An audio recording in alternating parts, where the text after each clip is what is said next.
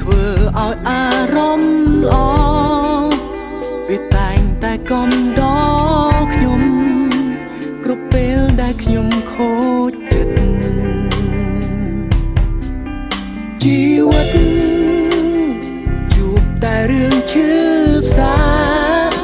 គ្មានស្នេហាល្អដូចគេ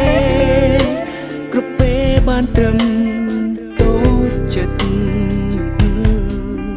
រាល់ថ្ងៃមានតែផ្សែងនៅក្បែរវាតែងតែមើលថែខ្ញុំឲ្យพ้นពីភាពឯកាស្មោករាល់ថ្ងៃព្រោះគ្មានស្រីបណ្ដាដូចគេ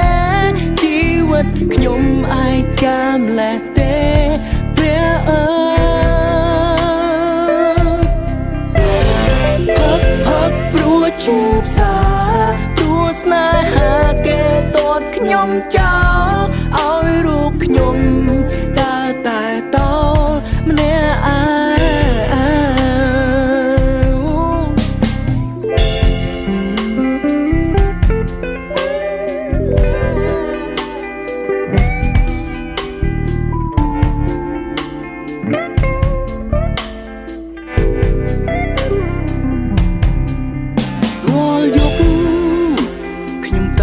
អង្គុយក្នុងក្លឹបខ្លាយជាអ្នកប្រមឹក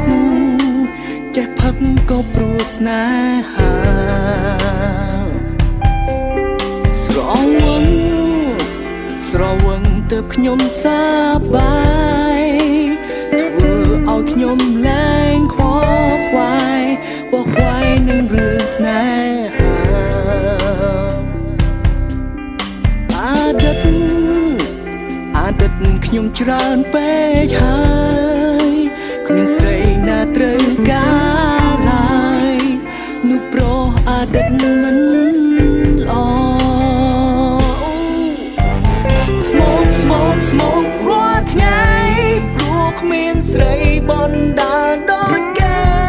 ជីវិតខ្ញុំឯកាម្លេះទេព្រះអើ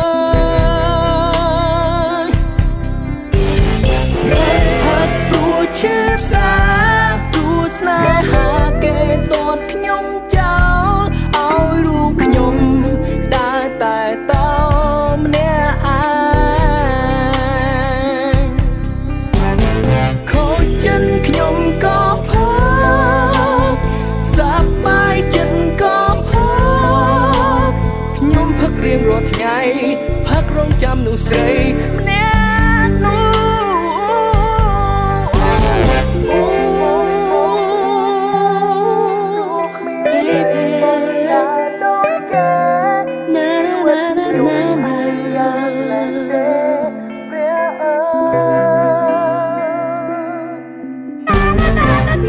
ផ